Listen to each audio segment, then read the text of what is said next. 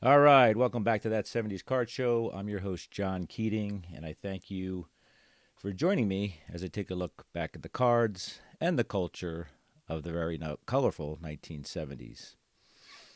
We'll revisit a more simple time in our hobby by taking a deep dive into the sets and the stats with a generous amount of dad facts sprinkled in.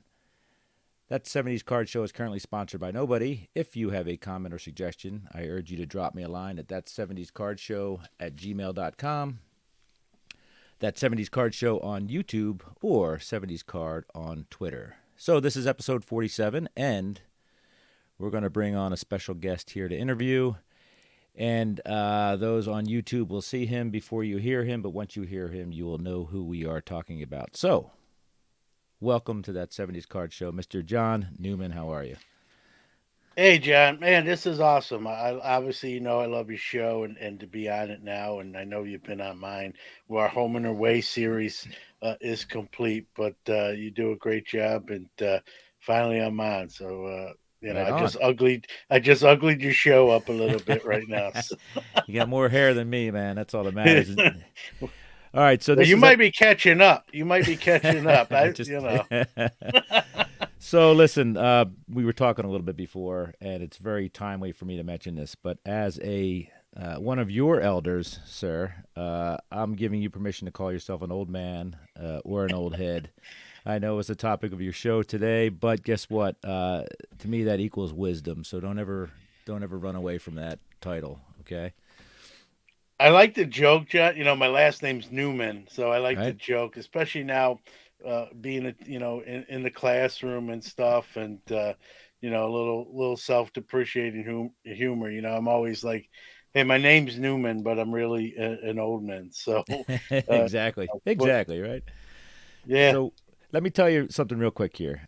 yep, Uh, this is episode 47, and not all my shows are symbolic, but I in episode 42, I paid a little tribute to Jackie Robinson. yeah, But this is obviously this is the 75th anniversary of Jackie Robinson next week, April 15th, which is a shame it's April 15th, but because of tax day normally. But yeah. 75 years, Jackie, and when I think of Jackie, I think of you. That's why I was kind of in a rush to have you on. It's you're kind of the inspiration for this episode. So obviously we'll be talking about Jackie at some point. Yeah. So let's Well, talk a little bit. I Yeah, no worries, appreciate man. that. No worries, And man. that might be the only time I'll be mentioned sort of in the same sentence with Jackie, but I'll take it, John. I appreciate that. I got you. Listen, when the voices in my head get together, John, and you come up and they have a conversation with each other, I refer to you as the ambassador, which I think you are for the hobby for sure. Because I don't think anybody promotes it the way you do. So from me to you, I want to thank you because I really do appreciate everything you do for the hobby. And I guess you've been called worse than the ambassador, but again, that's I the have. voices in my head. So that's that. Let's talk a little bit about you, okay? I like to go through on my rare interviews. I like to ask people about their baseball card about them. So the front of the baseball card. First of all, what would you consider any if you had to put your position on there? Any position, not necessarily just on the baseball field, but what would you put on the front of your card? Oh man, that's a good one. I at this point, like I'd say first base. Um, First base.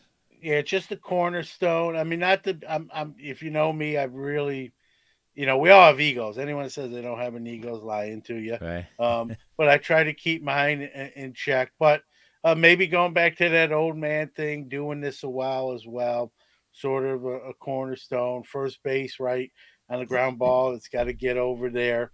You got to squeeze that and get that out. So, it's an integral. I like to say, when I was younger, I played short and third as a young ball player, but I think I'd be a little overzealous if I still said that today. I got you. Which So would So listen, I'm going to do a little armchair psychology here.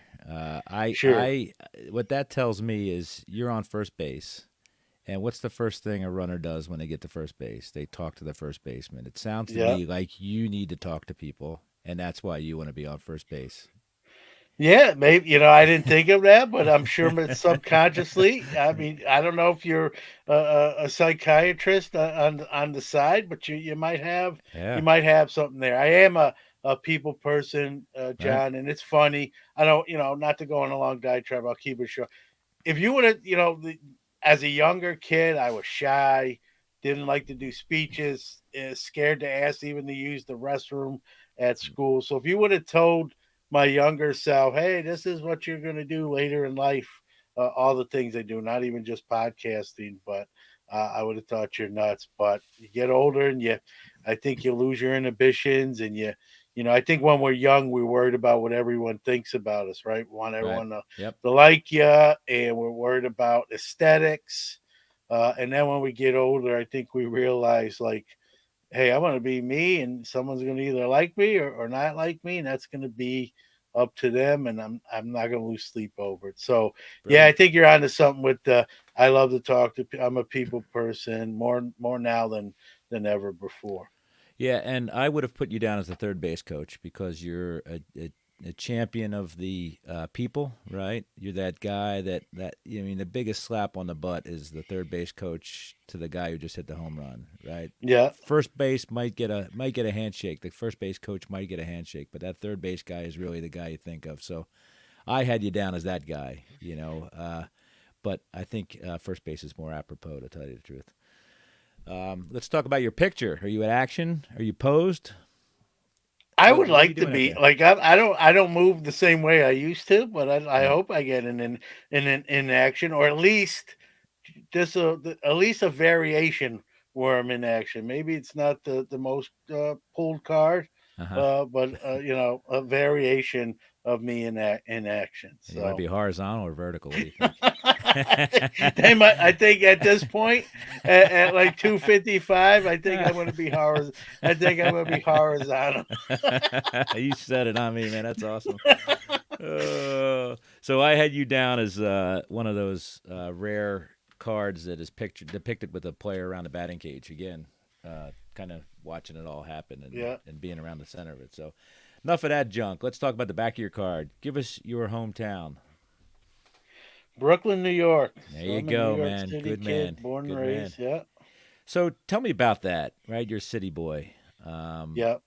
I was born in the city, lived there for 5 years before we got out of there. And Yeah. what was it like growing up in Brooklyn? Because Brooklyn is, as you guys would call it, it's kind of a city of its own, right? It's part of New York Yeah. City, but it's not Manhattan, it's not Queens. What was it like growing up in Brooklyn? I loved it. I loved it. Again, I'm biased being from there. I joke with my wife, John, that if I was single and I'd probably still live there. It's not cheap now, but it probably wasn't cheap then. But Right. when you're a kid, you're not paying any bills, and so I had it easy. And just the one thing I love about New York, even as a kid, and even when I go back to visit now, they call it the city that never sleeps, right? But they call it that for a reason. It didn't matter what time of day. You could go out on we call them stoops. Yep. Some people, or maybe not from the city, would be like stoops, steps leading up into your house or down Right. into your house. Or a coach Um, at it, Oklahoma. yeah, That's what most yeah, people think of, right? But yeah, yeah, I know what you true. mean. Yeah, stoops. You sit on the And stoops. no matter what time of night you can't sleep, you go out there and somebody's out on theirs, and you strike up a conversation. Maybe something's on your minds, and you kind of become amateur psychiatrist. And Right. just everyone, growing up, we had something called block parties. The police would put the barricades up for it, about 4 to 5 hours at nighttime Right. to block traffic.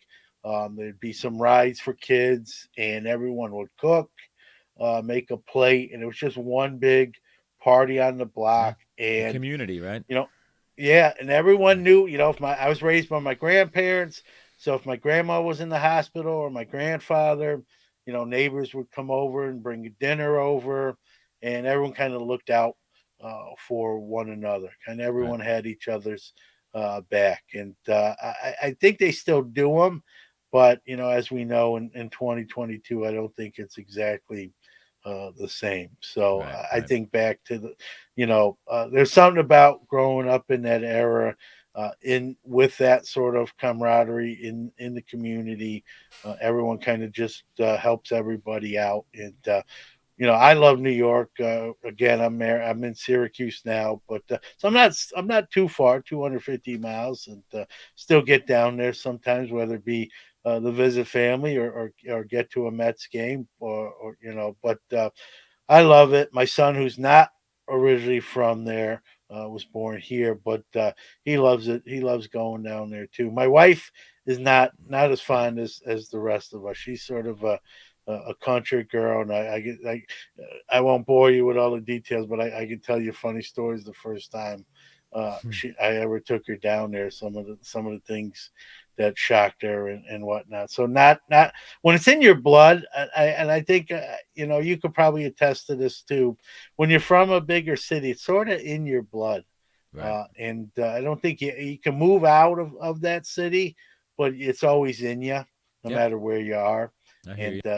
that's sort of how I feel with New York. So, tell me about your first uh, brush with the baseball or card collecting dealio. How did it happen? What's your first memory of that?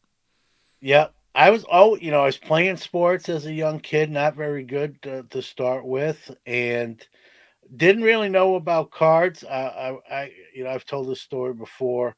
I was 7 years old. I was raised by my grandparents, although I saw my dad a lot, even though I didn't live with him, but Hmm. lived with my grandmother and grandfather. And my grandfather had to go to the corner store, and I would do that with him a lot. I went with him. A lot of times I'm trying to get a candy bar, like a Reggie bar or something like that back Hmm. in the day.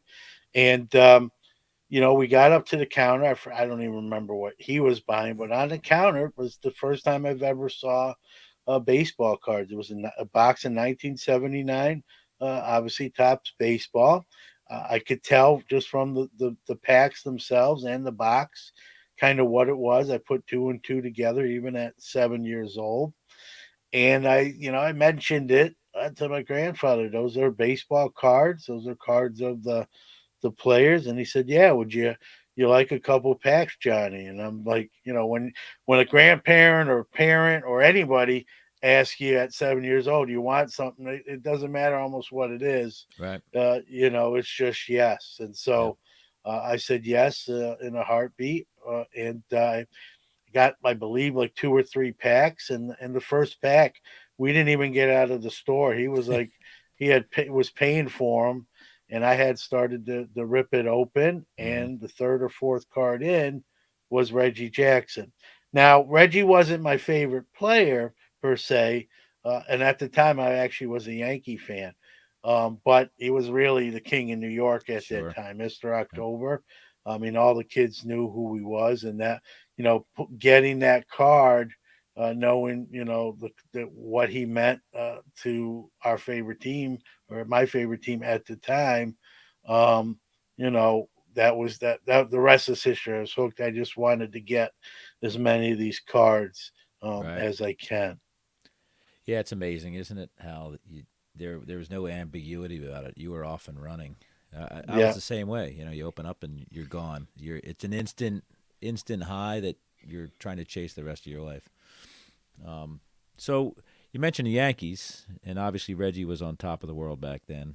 I have my own yeah. opinions about Reggie, and if there was a Reggie Jackson church, I would go every Sunday. But what, uh, where did the Dodgers come from? Because obviously you're a big Brooklyn Dodgers fan. I mean, did you know about the Dodgers before then? Prior to that, Yeah, I think when you're from Brooklyn, John, it's sort of ingrained. That obviously they left in '57. I wasn't even around yet. And like I said, even though I didn't live with my dad, my grandfather told me stories hmm of the Brooklyn Dodgers, and my dad told me plenty of stories about them. He pretty much lived in Ebbets Field, okay, and so he would tell me stories.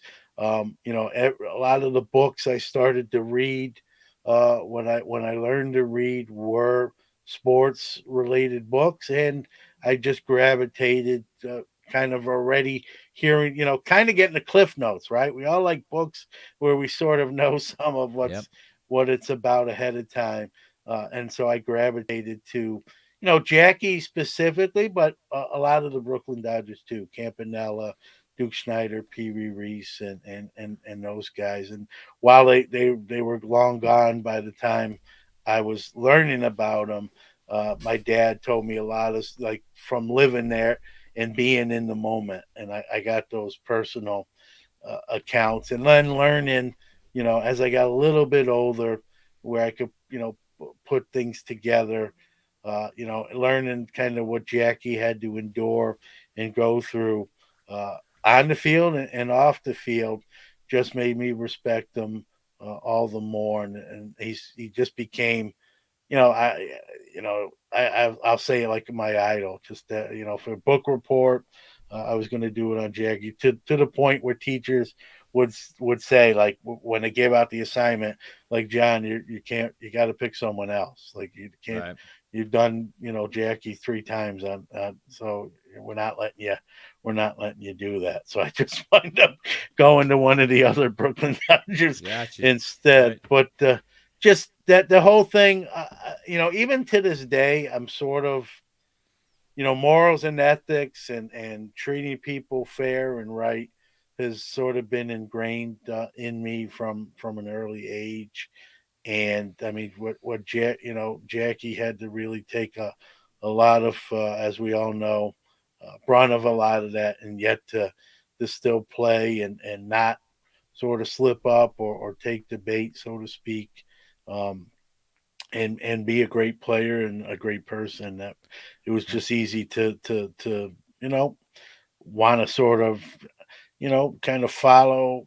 Not so much. I'm not as athletic as it, but just do the right thing and Yep. do right by people, sort of, Well, that. they scouted him out, right? And it's pretty much universally agreed upon that he wasn't the best Negro No, League player, but he was the right one to do that to yeah, do that. And if my calculations are correct, I guess you were born in early '72 or mid '72, somewhere around there. no, November, yeah, November 24th, Ah, nineteen so seventy-two. you just barely missed walking the earth with Jackie Robinson. Yeah, by a Very month, by a by month, a right? month. Wow, Yep, gotcha. That was yep, close. Well, yep. we needed him where he is now in order to make room for you, John. So Yeah.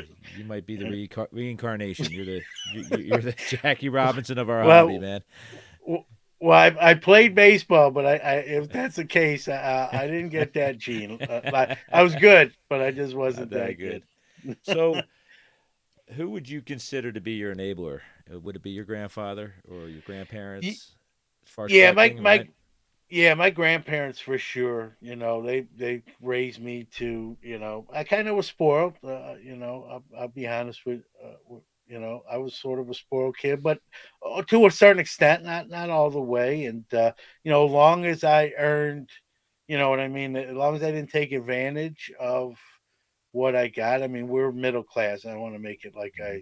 you know, uh, was living with a silver spoon. But if I did well, if I got good grades, I was rewarded. If I didn't, I wasn't. And so that also taught me, like, to strive to do good, because there's more incentive Yep. to do good than to do bad. And so Right. that always helped me. I always joke on my show. In today's era, no one keeps score. I grew up where my t-ball league had a champion, and my t-ball team lost the championship game. We finished in second place, and we were all crying. And I remember driving home with my grandfather, John, and he just said, "Hey, Johnny, we're gonna have to practice, and you're gonna have to come back next year. Maybe that'll be you on the winning side next year. No, none of what we see today, right? Oh, the coach is terrible. The umpire blew that call. You should have won.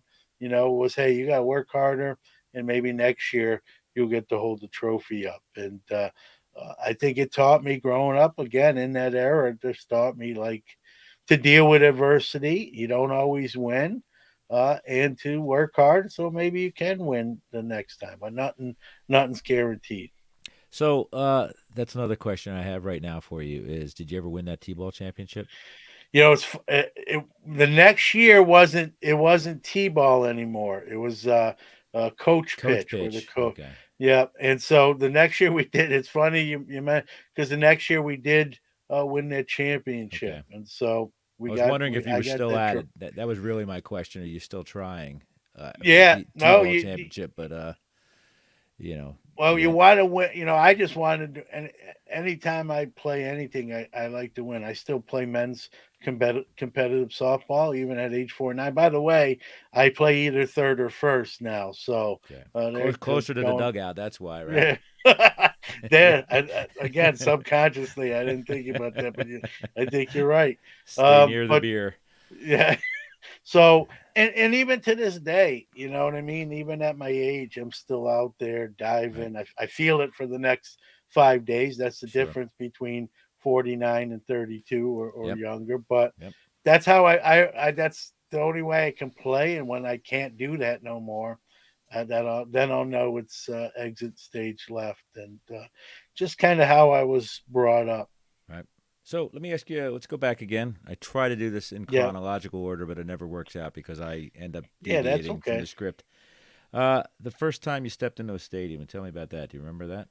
Baseball stadium, football stadium, whatever. I it was Yankee Stadium. I couldn't tell you like who they were playing. I Mm-hmm. couldn't tell you if they won or lost. I just remembered it was even before I had opened that first pack of Okay. 1979 cards, John. And I was a big Thurman Munson kid. I've said on my show, Thurman Munson was the first person. I don't want to even just say player. He was the first person where I learned what death Mm-hmm. actually was and entailed. I didn't understand death until that day his plane crashed, and Right. I remember it broke over the news. And I mean, I remember asking my grandfather. This will tell you what I knew or didn't know about death. You know, it broke into the news, especially in New York. Thurman Munson plane has crashed. Does not appear that he has survived the crash, and he's passed away. And I remember asking my grandfather, "Does that mean he's not going to play baseball anymore?" I had Right. no, Naive. Yeah. obviously what we Yeah. know of death as we get older and smarter. And my grandfather explained to me that he's no longer alive, and won't be doing anything. And that's the first person I ever cried about their passing was Thurman Munson. Never met him. I had autographs. When back in those days, you could write the team and kind of tell them who you liked or was your favorite player, and they would send you like media postcards or Right. sometimes 8x10s Yep. signed by those players. I don't have them Yep. anymore. I wish I did. They got in a few moves. They were gone. But at the time, I had a couple of Thurman Munson autos, and that was the first person that I had to learn what the finality of death. And that even as a young kid, it still hit me pretty hard. Never met him personally. Just closest I got was being in the stadium during while he was playing. But felt like I knew him, and felt like someone I knew was gone, and I would never get to see him, Right. put on the Yankee uniform again. So Yeah, that stuff's I don't. interesting. Yeah, because you think like at your age and my age, like these guys die, and we always consider them. You still probably consider him to be older than you, but that's not the case. You're Yeah, many years older than him right now. He's always, preserved as that baseball yeah, idol, right? yeah. And even when like I was explain what it meant and stuff, I didn't. Today we'd say, man, way too young. Mm-hmm.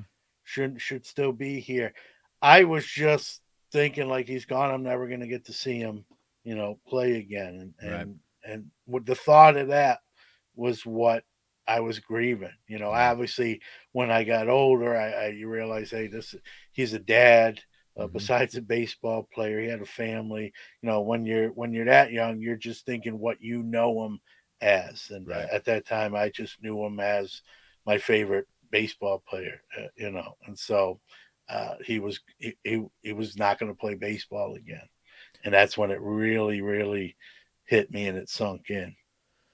So we're quite a ways into this interview, and we haven't heard anything about the New York Mets. What's Tell me about the New York Mets? Are they Did they not play a role in your life at all at When that point? at that point, I knew who they were. You know what Hmm. I mean? They were at that during those days. They were one of the worst teams Yep. in baseball, losing 110 games. There was Met fans on my street, and so we'd have a little fun, verbal battles. Nothing too personal. Just hey, how did the Mets do? They lost their 10 straight. Oh, okay, yeah, that's good. They get the first pick in the draft, and they'll muff that up, kind of Right. thing. And how I switched, from the Yankees, honestly, was I wasn't a big fan of George Steinbrenner, and Hmm. um, despite even those World Series, he was always out in front. He always kind of put himself out in front of the players and made it more about him. And when a player fell out of favor, he'd move them, trade them. Or Uh, manager, you right? know, yeah, fired managers at Yep. the drop of a dime, then rehiring them, and it just got a little bit old to me. And I'm like, you know what? You can't even have a favorite player anymore Yeah. because the minute you like him, he's shipping this guy out or Right. putting him in the doghouse and or saying bad things about him to the New York media and they're going at each other in the press and the papers. And I'm like, I can't root for as much as I might like the players. I just can't root for a guy that's like that, and this is his team. And so it wasn't like a overnight thing. I just gradually started to follow the Mets more, and I'd say it was probably 84, 85, Interesting. 83, When they through started getting 83 to good, 85. right? They Well, started they were getting they good. were- they still they were getting good, but they weren't there yet. Right. They weren't there yet. Obviously, they won it in '86. Hmm. Um, and I didn't necessarily root against the Yankees. I just sort of changed my allegiance. And I was probably at the time 83, 84. I was 11, 12 years old, and that's when I did it. At that point, I was a huge Don Mattingly fan in, Right. in 84, 85. Wasn't so much a Yankee fan as a Don Mattingly fan, just the way he played the game. Hmm. But as far as really watching it, and I was watching more Mets games than Yankee games. So back to your collecting, you're a bit of a prodigy. You were selling early. You were working in stores early. What was that like? Because when I was, you say when you were 15, I was going to a lot of shows, and I certainly didn't have the courage to sell anything. How did you get to the point where you're a 15-year-old dealer of baseball cards? Well, like I've said on my show, I was terrible. I was terrible as far as the banter, as far as the salesmanship. I mean, what I did well because I had decent cards. They kind of Mm-hmm. sold themselves. I price cards to this day as a dealer, but I priced cards at my first show at 15. And one of the major reasons I priced the cards was so I didn't have to tell anybody. They didn't Didn't have have to to ask, talk hey, to how them. much Yeah. is that? It's smart, right? I Yep. remembered I had terrible, I don't know if you want to call it bedside manner or just salesmanship. I would just sit there in a chair until somebody, said, "Hey, can I see this?" or "I want this," and I told the story. Or, every once in a while, someone would come up and just think it was my dad's table or assume Mm-hmm. that Right. there had to be someone and say, "Hey, I'm interested in this card. I want to see if you can do a little better in price. I'll wait till your dad gets back to the table."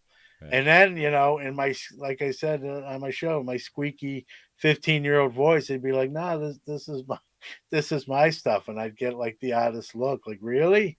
Like, "Yeah." What are you Like, "Oh, selling at you that didn't point? say nothing." Yeah. Now, obviously, it's a whole different ball. Yeah. You're like, "Hey, how are you doing? what he looked. But then I was a bump on the log. It was terrible. Like it's embarrassing to look at that. But again, I was a shy kid, and I'm 15 years old, and I'm that first show, 1987. I've said this. I don't always, I might talk about my shows even to this day, John, on the show, on the podcast, but I never really say. I might say it was very good or excellent.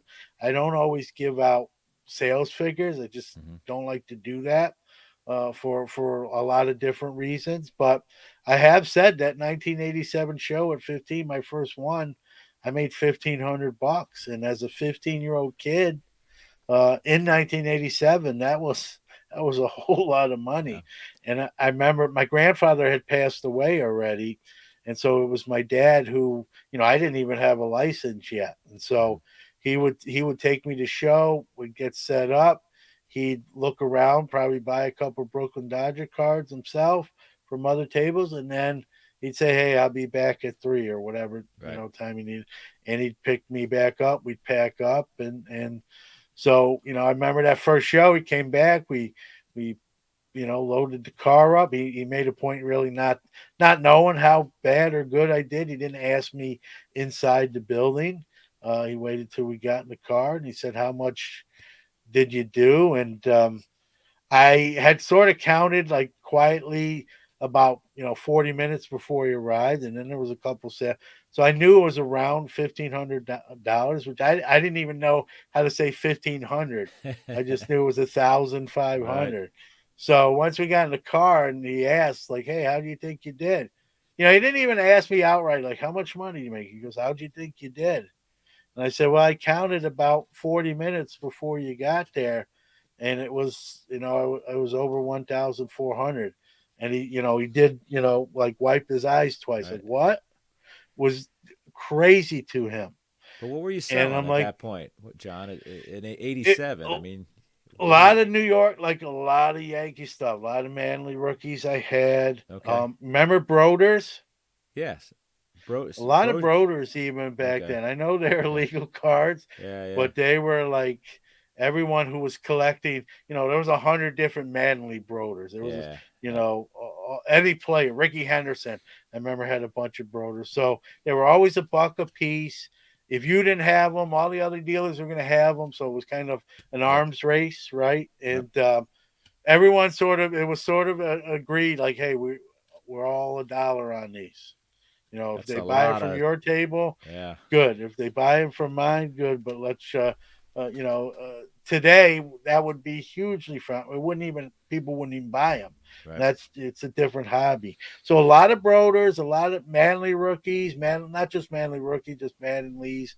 A lot of New York centric Like stuff. Strawberry, Good, and all those guys. Strawberry, Yep. good, and yeah. Yeah. So heavy New York, stuff. The Broders were huge. I used to buy those by the Munster box Wow. from a guy, and there'd be a quarter a piece when you buy them like that, and then you sell them $1 a piece, and so you make Right. 75 cents a pop. And I didn't necessarily like them myself. I liked the fact that they sold, truth be Hmm. told. Right. But if you didn't carry them, you were going to lose out because everyone else was. It was sort of like an arms race. And I sold a lot of Broders and those other cards we mentioned. And my dad was shocked, and uh, went home where I lived with my grandmother. And I remember I didn't take the money out in the car because sitting down with the seatbelt on, it was kind of stuck in my pants pocket. But it was on the driver's side pocket of my Okay. front pocket. And before my dad left, he asked, and I kind of gave him, thousand, probably 1,400, a little bit more. And I kind of framed with my hand the bulge in my Right. pocket, Right. as to emphasize, look at this wad of cash I have. Did you tip your And it driver just that was. day? I think I bought him dinner, truth be Okay. All told, right. at some point. But then I got home, my grandmother, very overprotective, Jewish lady from New York. Most people, that's all I have to say. And they'll get something out of that. But she like, how much money did you make? You know, she was more direct. Hmm. And at that point, I had already count. I did kind of my final tally and counted it. And I think it was honestly, I think it was $1,520. And so I told her 1,520, and she had known nothing about cards. She, if I would have said 200, she would have been like, "That's terrific. I'm Right. proud of you." And she goes, "What? You can't walk around. If that's really what you got, you can't go to school. We got to start a bank account. You can't walk around with that. This is New York. You're Yep. getting, you know." And she just went on like a rant. I don't want to say like you sold cards. You know, I Right. think she thought I was like, who knows what she thought I was selling. Like, those were all baseball cards. Like, yeah, Grandma, those they're all baseball cards. And you couldn't. Baseball cards are worth that much. You know, she Yeah. really, she didn't grasp the gravity of the situation. And so we opened, I started a bank account. And I really, it became a business account. And I had, she her name was on the account, but it was mine. Hmm. But I really sort of had to get approval to spend that money. And what it became, John, was to buy, things for the next show. Right. So, more inventory.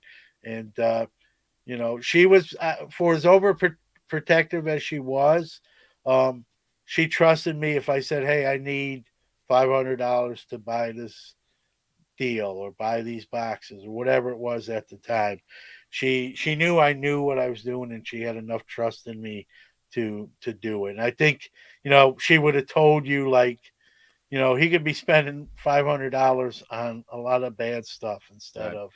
of Right. this. And he's doing a business out of it. It's not like he's spending it and he's not making anything in return. So, Yep. Putting you it know, back into your business, right? yeah. So, what was your collection like right at that point?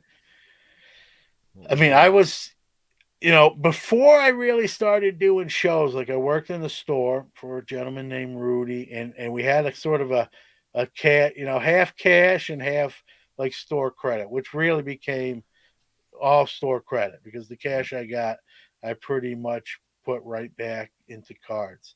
So by spending all my money on the cards, I'd amassed a pretty decent collection. A lot of, at the time, we wouldn't probably call it vintage then, like Right. we call it now, but I was starting to acquire, Manals Okay. then, Right.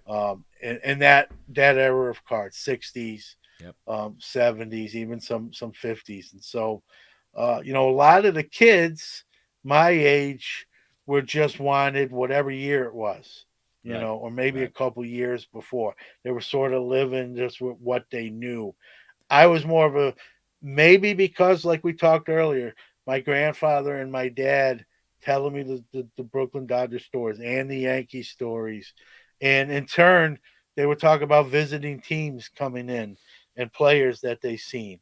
And so by and reading a lot of those books, that I become sort of, I don't want to say a historian of the game, but in a way, sort of I started to know stuff that my 15-year-old counterparts didn't, because they Yep. just didn't have an interest. And so it led me to, card wise, go and acquire those cards, Go or get backwards. Yep. those cards. Yep. Yep. Where they were just, in 1985, they were just worried about Topps, Donruss, and Fleer of 85.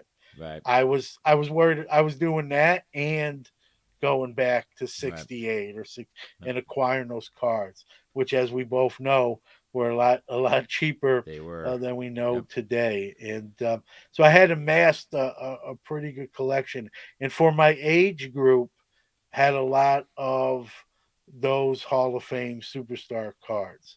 Right. And so that's, my friends are like, "Man, you got, Mickey Mantle, Ernie Banks." Like, they knew who those players were. And I want to make them out like they were dumb. They weren't dumb. They just didn't have a fondness like I did. And they're like, "You should do shows, man. Like, no kids our age have those cards." And Yep. that I sort of succumbed to peer pressure. That first show I did at 15 was them, like, more or less pushing me off off the edge to do it. Like I said, I was a shy kid. I remember even telling my friend Joseph at one point, like, "Hey, man, I don't really like to talk to people that much that I don't know." And they're like, "Well, you work for Rudy at the shows." I'm like, "I work for Rudy at the shows, but I'm making monster boxes all day, sitting behind. Like, I don't really have to interact with anybody." Mm-hmm. Now I would, and they're like, Right. you can do it. And then I kind of I got my tax number and did it. I remember Rudy was not happy with me because I wasn't going to be, working for him. But I did it. I think that first show and making that $1,500, I get asked like, when did you know like you're going to do this probably for the long haul? And I'm not saying if I would have made $200 at that show, I wouldn't be doing it today, You probably but still would. Yeah. Yeah. but yeah, but I Yeah. definitely doing that well out the gate at such a young age. I'm like, this is pretty good. This is pretty cool. You sound like young Henry Hill at the taxi stand. That's what that reminds me of, right? Pretty soon you're making your own fortune, right? Yeah, And it was and a different time back then because we were just getting into the point where you could buy complete sets, right? So the type of yeah, collector was changing, and you could buy the whole set if you had enough. If you had $20, 12 bucks, $15, whatever it was, and yeah. it got away a little bit away from set building, and you can grab a whole set at once. So I don't know whether what you consider yourself a set builder or just an acquirer of cards.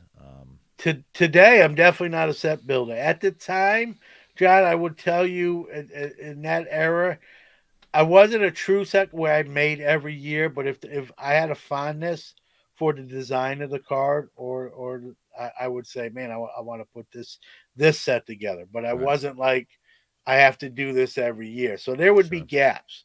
Hmm. I might have an 83 top set and then not an 84, but then an 85. So it really depends on the particular year and my fondness for whether it be the card design or who was in it, but I wasn't like consistent with it. Then as I got older, I sort of moved away. I moved away from sets more as you're a product of your environment. Like just my space got more limited, Right. and I'm like, I don't want all these Yep. sets They take up are room. taking That's for up all sure. the Yeah. space, and they're kind of cutting into the single card inventory. And, so All right. Well, let's get into some more personal stuff here. Okay. sure. Give me your top four sports in order that you like to watch. Okay. And it can be any four. It doesn't need to be the traditional four. So give me your.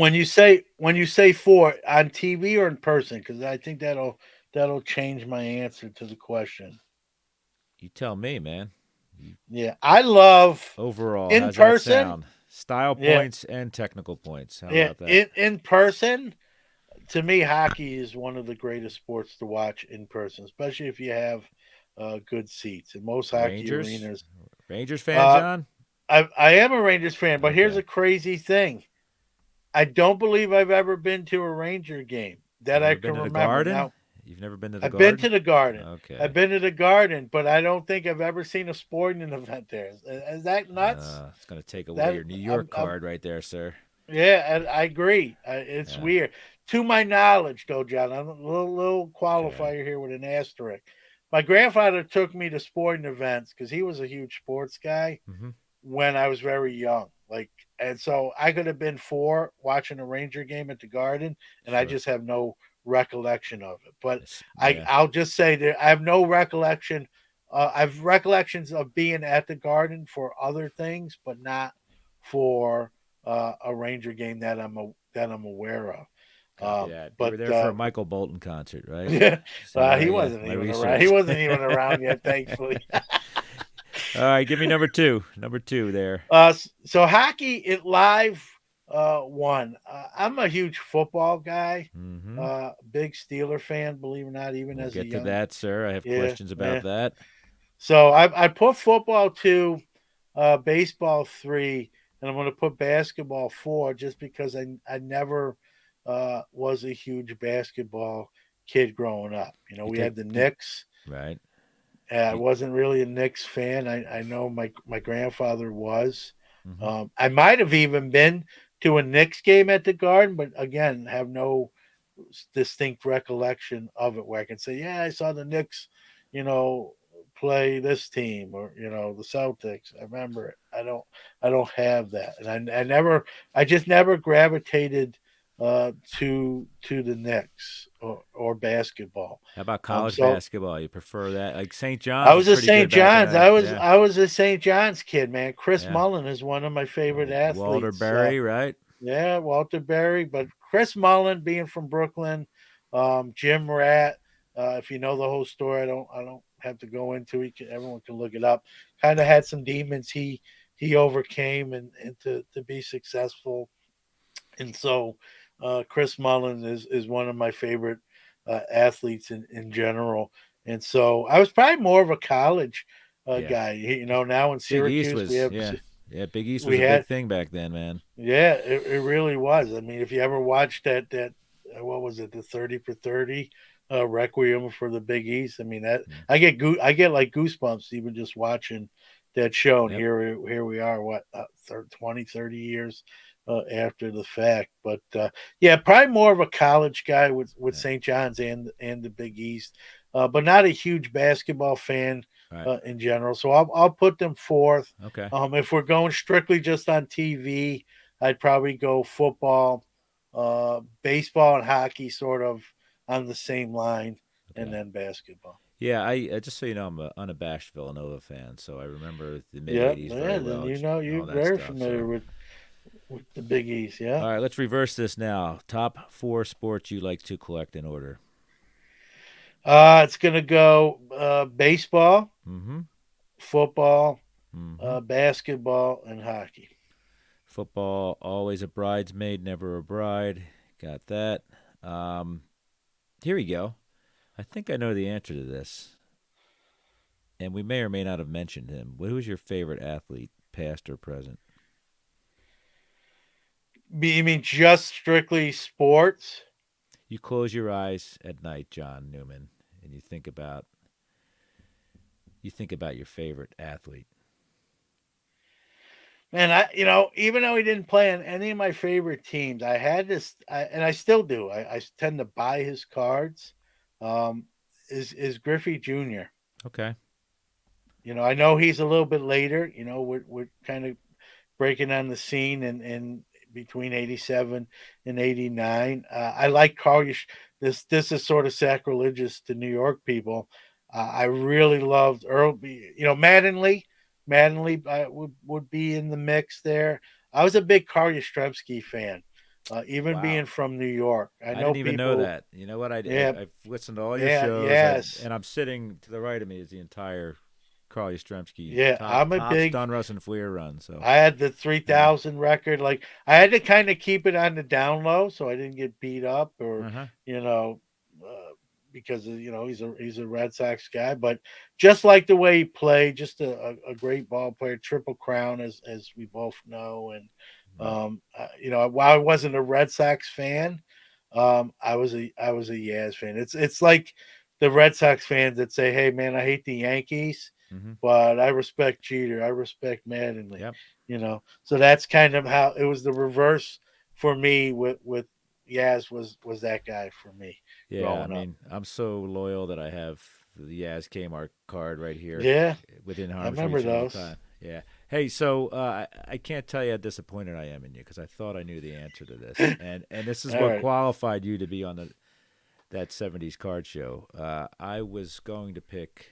I thought Mean Joe Green was your me. I he is my guy. He is my guy. I almost feel guy. I So feel you want bad. me to edit this episode? Yeah, yeah. Scratch that. Retract that. We'll tell the court stenographer to retract. Strike that from the record, please. Yeah, I was just kind of thinking baseball. I know. I'm on that Athlete. I 70s show. specifically You said got athlete, you man. got yeah, you got a baseball logo and infield. Like I I just had know. baseball in the brain. Mean Joe was like the first one of the first, Hmm. probably him and Thurman Munson Yep. very early on Okay. were that's how I became a Steeler fan was I hate to say Yep. it, but I've heard you let's say be that. real. Yeah. The Yeah. the Steelers were winning, and that Coke commercial, and that kid. If you saw a picture of me from that era, me and that kid it looked very similar, same age, and so I kind of saw myself in that kid. And so when Yeah. Mean Joe throws him the jersey after the kid gives him the Coke, that was me, and I became a Mean Joe kid. And obviously one of the greatest draft picks in the history Yeah. football, kind of set the tone to build that Yeah. dynasty, and took a lot of heat. While I tried to keep my affinity for Yastrzemski kind of on the down low, I couldn't keep my fandom of the Steelers. I remember having Gotcha. like stickers on my BMX bike or Mm-hmm. Hot Wheels. For those who remember those Hot Wheels you'd pedal, Yep. and my New York friends like, what are you Big doing? wheels. They were big wheels. Yeah, big Yeah. wheels. Yep. Yep. And like, how do you like the Steelers? You're not even gonna be able to go see them unless you Right. go to when they're playing the Jets or Giants. Yeah. And I'm like, guys, I don't like the Jets or Giants. I'm Right. sorry.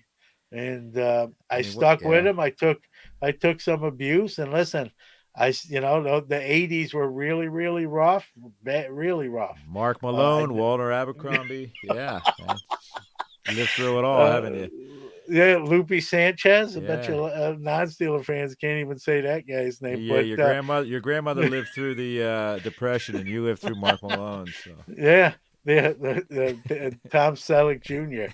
and and so I never get, I stuck with him, and then we won a few more. Not lately, but hopefully again. But so yeah, I took a lot of abuse for that. But yeah, Mean Joe, and Okay. that's my bad. I just was thinking baseball. No, you know When we what? got It's great that people of your age and my age, you're a little younger than me. I think I'm about 4 years older, but that we both admire Griffey and particularly not only his talents on the field, but he really did uh, help change the hobby, right? Which is near and dear to our heart. But he had a huge effect on the rejuvenation of this hobby in the late '80s. So it's a pretty big Yeah, deal. he had a huge effect on the hobby. The way he played the game, just Hmm. enthusiastic. Yep. Some people didn't like. He turned his hat backwards. Cares. I thought it was playful. Yeah. He was having fun out there. And that swing. I mean, that lefty Yep. swing, and then we got into where we hear rumors of illegal drug use or performance drug use. He always, he was one of the few guys never, ever, ever, ever mentioned, like never, Hmm. ever finger pointed Right. at. I think that made me more have a affinity to him, like because I felt like, you know, if all these guys are doing it, he didn't. And look at the numbers he put up, clean. I mean, Yeah. I don't think he gets enough credit Yeah. for as much credit as he gets, John.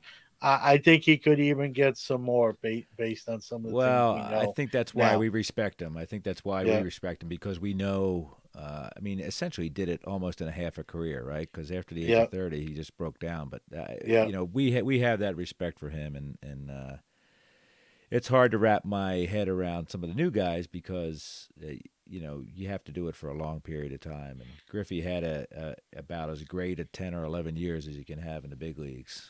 Um, yeah. those He was Mariner fun to years. watch. Yeah, He was sure. like, you didn't have to be a fan of the Mariners or Hmm. the Reds. Like if that game was on ESPN, if the Mariners when he was with them, I don't care who they were playing, I was probably gonna Yeah. sit down, stop what I was doing, and watch that game. Yeah, I got to meet him at the ball field and actually talk to him, and someday I'll tell those stories. But he was just a super guy too. I mean, Yeah, yeah, that's cool. No, I deep didn't, kid. I didn't Yeah. get, I didn't get that fortunate, but All right, lucky you. we're getting serious here now. Put your diaper on. All Give me your favorite band, and it's a two-part question. I need to know your favorite band right now, sir, in order for you to qualify. right, my favorite current band, like we can, No, like John, don't start this. all right, You keep dissecting my questions. They're simple questions. all right, my Okay, and favorite you band. screwed up the last one. Remember, you screwed up the last Yeah, one. all So right.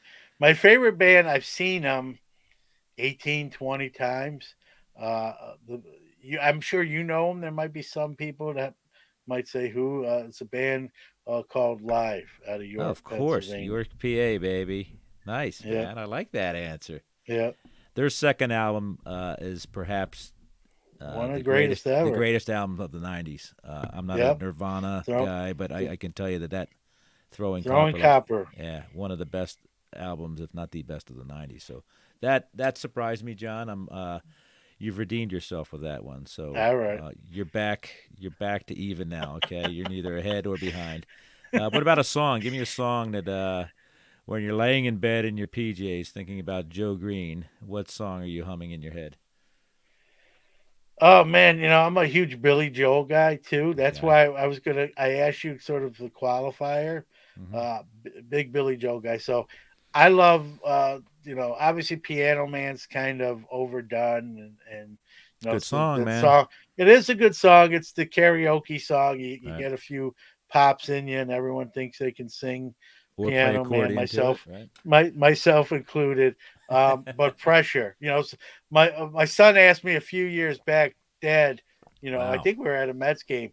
What would be your walk up song, like if you were in the major leagues? And I didn't even have to think about it. It would be Pressure, huh? Pressure by Billy Joel. Yep. That's like you got a little anger inside of you, John. If you're Yeah, I'm sure singing that there's when you're up, it's deep down in there. I kind of repress that stuff. that's not how you clear your head when you're walking up to the plate against Charlie Huff. All right, 40-mile-an-hour fastball coming at you. I think you got to play with a little killer instinct, mean streak in you. Like, Okay, I'll take that. All right, so you are a prolific creator of content. Um, I'm going to ask you a quick question with a quick answer, and you don't need to qualify too much. But okay. right now, at your age, you got to be nearing 50 years old, if my math is correct. Yeah. This Congratulations year. by the end of this year, right? This Uh, year. at this age, okay, what is your favorite aspect of your hobby contributions? Collector, dealer, or content creator? Man, I want to say content creator because the stories I get to tell come from my life as a collector and a Mm-hmm. dealer. Sure. So I know it's the kind of the cop out answer would say kind of they're all wrapped into one. But again, being a people person now more than ever before, I can share the stories where at one point in my life I wouldn't be able to even do that, Right. and now I can. So, the content creator, I think the stuff that becomes difficult is when you tell when you run out of stories, and Right. but we're living in a hobby now where the news cycle changes by the day, so you never really fully run out of Mm-hmm. material. But like here you met Griffey, and you haven't even talked about that yet, like you said. Someday, man. Like, I got a lot of yeah, stories. Tell me, I got a lot of stories yeah, to tell. So, I mean, you bring up a great point there because your experience and life as a collector and a dealer uh, makes content creation so much fun for you. Like your collecting has little to do with your content creation. Your dealing has little to do with your content creation, but your content creation marries your collecting and your dealing. So yeah, that was a good answer. I like that. I'll have to use that answer if anybody ever gives me that question. yeah. Just yeah, just send $1 in the envelope my way. I'll throw you my jersey. All right, yeah, like Joe Green did. So let's talk a little bit about your content. You are a man. You got a lot going on. Um, you're like the Anderson Cooper of content creation. How did hobby? What? Tell me the background of Hobby Hotline. What's going on there? Well, What's the first off, backstory? I should say. first off, let me officially, like on your show, welcome you to Hobby Hotline. You are now one Thank of you, one. sir. I'll do this. I'll do this. One of us. One of. But I got the you're secret officially, tattoo and everything, man. It hurt like yeah. hell, You but were I got always active in the chat room, and we're like, yeah, come on, this guy's good. Let's get him on got the a show. lot to Probably, say.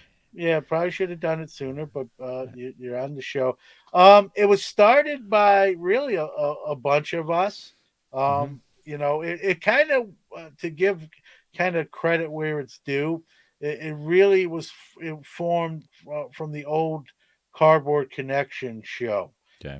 where it was that show was sort of one of the first interactive shows, even before what we know as social media today. I think it's easier to pull off today than frankly when they did it. So we got to Hmm. give them props. And then there wasn't there wasn't really any show like that. We all sort of had shows where we were just kind of turning the mic on and speaking at everyone else.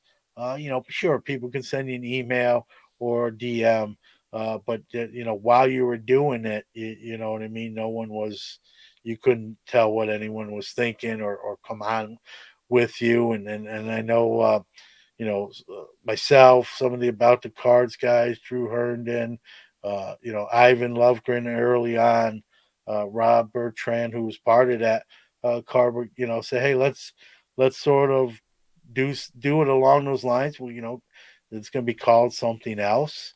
Hmm. But and that, we kind of got it off the ground, and we were thinking of a name, and we went through a bunch, and Hobby Hotline is something I sort of came up with. I don't, I just said, well, hobby, and people can call in, right? Hobby Right. Hotline. Which they did in the '80s, Just right? There was yeah, hotlines you could call. yeah, That's funny. and we started it. It's we've lost people, we've got new people. It's sort of like Menudo, a little Menudo esque, right? Okay, You you said know, it, not me.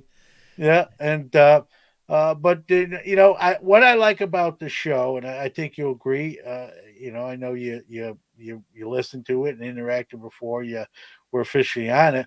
What's nice, if Sports Card Nation, it's me and whoever the guest is that week. Hmm. Hobby Quick Hits is just me and my big mouth. Yep. Yep. That '70s card show is just you. What's nice about, and that's all great too. I'm not knocking all that stuff. But what's nice with Hobby Hotline, it's a conglomerate of different voices, Right. male and female, Yep. both represented. And I think we have 18 different hosts.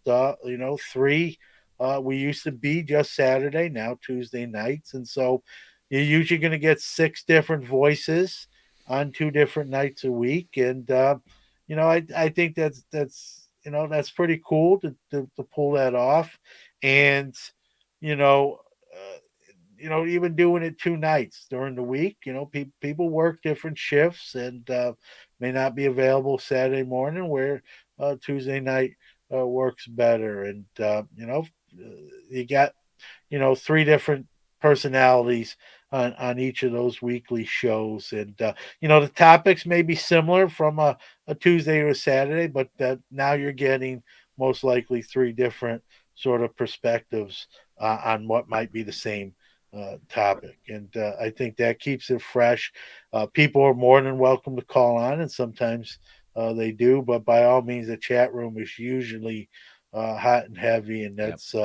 that's always good. And we'll, as you know, we'll take comments from those chat rooms, put them on the screen, mention them, and go in that direction conversationally as well. And so even if the person doesn't necessarily want to come on the screen with us, their thought or what they're thinking or their opinion can be bantered on about as well. And I think people like that. When we do our shows, they might like our shows, but it's out there and that's it. This Right. show is more spontaneous, Yep. and someone can say, "Hey, John, you're an idiot there. That's a terrible take."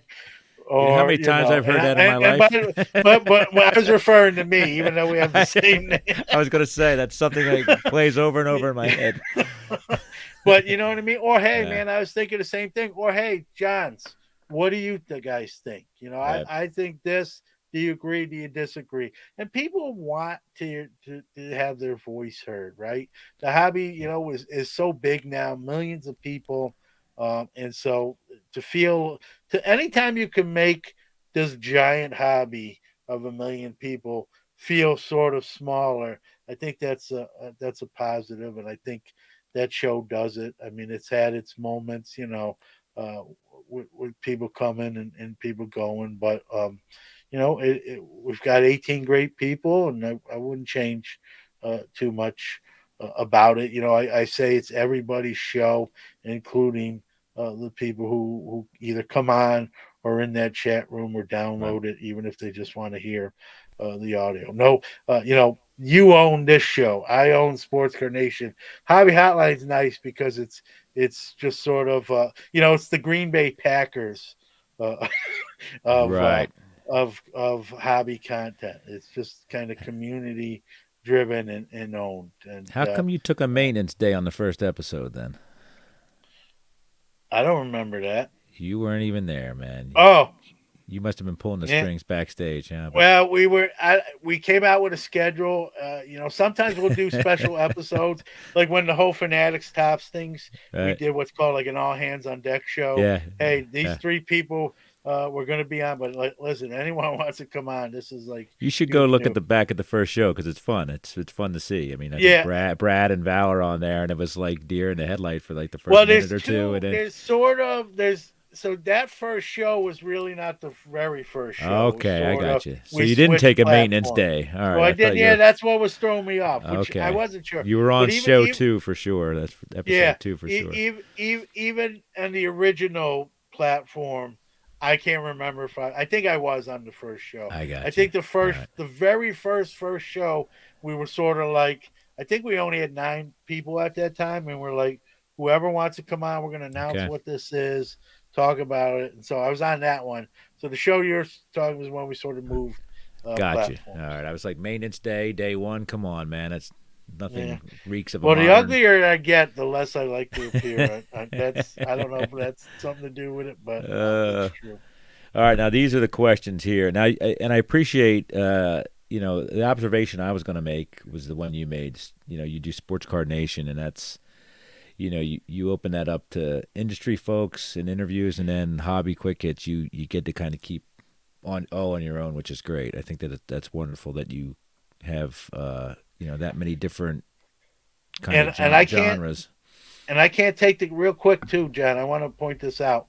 I can't take credit for that because I was just doing Sports Card Nation, and it was a lot of the people who were listening to that show that were messaging me, whether it be an email or DM. Hey, we love your guests. That's cool. But have you ever thought about maybe doing a shorter show Right. where you tackle one topic and it's just you? We just want Right. to hear you. And I never thought that, and I know this can sound sort of self. I never thought that highly of myself that I just wanted to do it Right. sort of by myself. So I got a couple of those, and I just kind of like, oh, that's cool. That's very nice of them to say, and I didn't act on it. Then I got a Right. couple more, and then a few gears turned, but I still didn't do anything. Then I got a couple more, and then I'm like, well, listen, if you listen to the first one I ever did of Hobby Quick Hits, I say pretty much right off the bat, hey, this show was born from you guys telling me this is what you wanted. If it sucks, I apologize, and if it sucks, we'll stop doing it too. Right. And like you can stop doing something if it doesn't work or it's not well received. And so I kind of did that. I preempted it with, hey, like well, I'm going to give this a shot based on demand. But if the demand isn't there or just doesn't isn't successful, I'm not conceited where I'll just keep doing it for the sake Right. of doing it. And the only mistake I made in the early going with Hobby Quick Hits, I sort of launched it on a completely like it was on a different platform, so Mm-hmm. people couldn't find it.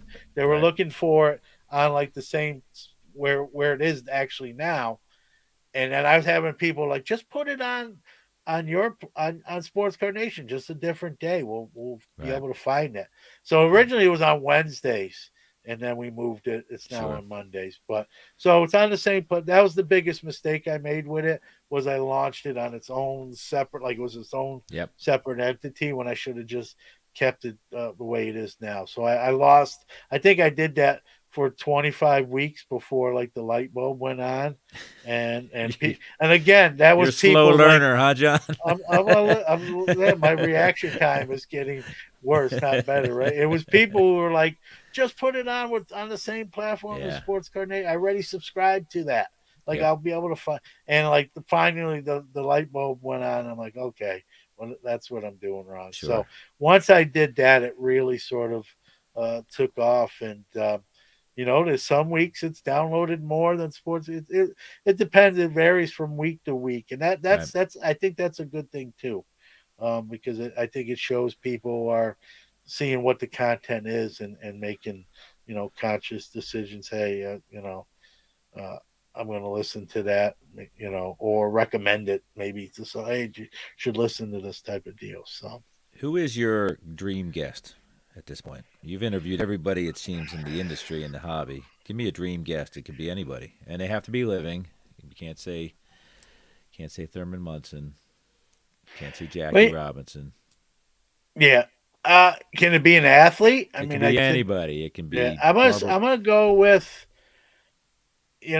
I'm gonna go with Mean Joe Green. Copy I that. don't know, Is and he still Eric coaching? Norton. Does he still coach, or is he done? No, he's Okay. retired. And Okay. here's the thing, Eric Norton got to interview him, and I listened to that, and I would love, I'd say me, Joe, or Ken Griffey Jr. again, Okay. That's a just good one. just to sort of kind of tell them what I think that they mean, not only to me but the sport and Gotcha. the team that they played for, and I think someone asked me, is there anyone that would put you in awe where you'd have trouble conducting the interview itself? I'd probably say no, not really, because I just kind of suck it up and do it, so to speak. Okay.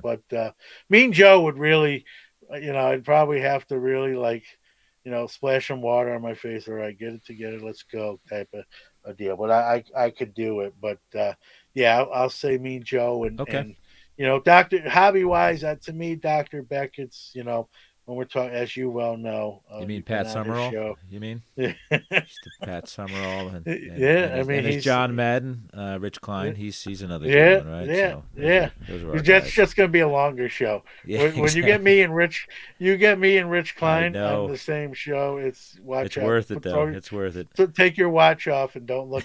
Don't look. Bring your But yeah, calendar out, not your watch. yeah. So yeah, I mean, for me, like for what Doctor Beckett meant to the hobby, even Yep. as a young store owner, and the price guides and what he built, and as you well know, just a humble guy, Yep. so getting to call him a friend and being on his show and vice versa. I mean, that's, to me, hobby wise, it's I don't know how much better It's a you gift to can do. hear him convey the history of the hobby. Yeah. If you listen to his show from episode one, you hear the history of the hobby, and it's amazing because you and I lived it at certain points, but Yeah. it wasn't lived live. It was on tape delay because of Yep. magazines getting published and this and that, and it's great to hear that stuff for sure. There's a saying, right? This, like, those guys have forgot more stuff than we even Yep, still know. And absolutely, so absolutely that's not a knock. That's a compliment true. on their behalf.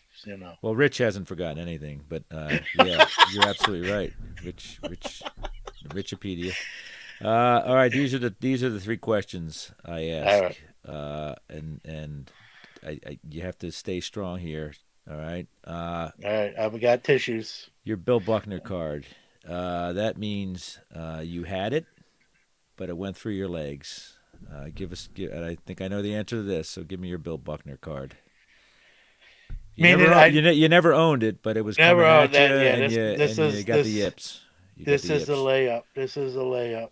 Like you said, you know it too. This is one of those questions you ask where it's the 48 leaf, Jackie. All right. Somehow, three. I remember three specific occasions, John. I've said this on my show where I had an opportunity to purchase it at a price we don't know. It's That's not at today, Uh huh. and I just kind of always thought, well, I'll be there next Right. week or next month, Right. and I bought something else or I spent my money. So I always kind of just poo-pooed it and put it off, and I never pulled the trigger on, probably, I can remember three specific occasions where I remember where it was and the situation, and I didn't buy it. And man, I always say, if the DeLorean was real and Dr. Emmett Brown, I would be Yeah. going to his laboratory and saying, let set the year and date to this, and let's go back there, and so I can shake myself. Let's go back about an hour before, Yeah. and so I can tell myself, hey dude, you're in about an hour from now, you're going to be offered this Jackie card, you better buy it or I'll come back again and kill you I get you. if you don't. So yeah, that one's easy. But I will say this: I was about to post this on my social media. I've had a couple pretty decent shows. Like I said, I don't always go over financials, and I've saved up some money. I'm getting in the vicinity, you know, to maybe be able to purchase a low grade Yeah. copy of that card. And if I get into that zip code, I'm going to try to pull the trigger and get it and not, look back. So I I don't looked at know. one. Yeah, I looked at one Yeah, last year at the Vegas show, and I was in heavy negotiations on a one, which was fine with me. And you know, yeah, I'm glad I didn't pull the trigger, but it would have been great having one, right? But I have a 50 Bowman Jackie, which I love. I bought for yeah, $25. I have whatever I have back there. I got the 54. I have a 55, 54. I have a 56. So I have Jackies, and it just that 48 leaf is amazing for sure. yeah. Every once in a while, John, I get offered one that's not graded, and as you know, there's just a lot of bad ones, and I don't Yeah. want to. I know someone will say, John, as experienced as you are, can't you? Like, there's some really good fakes, and I just don't. Hmm. I don't want to spend that kind of money Yep. to. I'll even if it costs me, a few more bills. Peace of mind, man. I'll Right. yeah, peace of Yeah. mind. Exactly. Yeah. You hit it right on the head. I'm Yeah. I'm gonna looking at buy the if it's a 53. graded one, then it's a graded Yeah. one or 1.5. Yeah. But I'm not gonna buy a raw one. As a matter of Yeah. fact, I think I don't quite. It's funny at the last national. If my memory can serve me correctly, I think it was Dr. Jim, and I was walking with him, and I kind of pointed one out that they had one there raw, and he even said to me, John, I don't know. Like, I'm not saying it's not, but I don't know. And Yeah. so You that was can't enough. tell. Yeah. That For was sure. enough for me to like say I probably should stick to when I do acquire it. If that day comes, it's got to be a graded one. Blown save. Donnie Moore. Uh, you had it, and then where did you had it? You owned it. What's the card that you'd like to get back that you had once?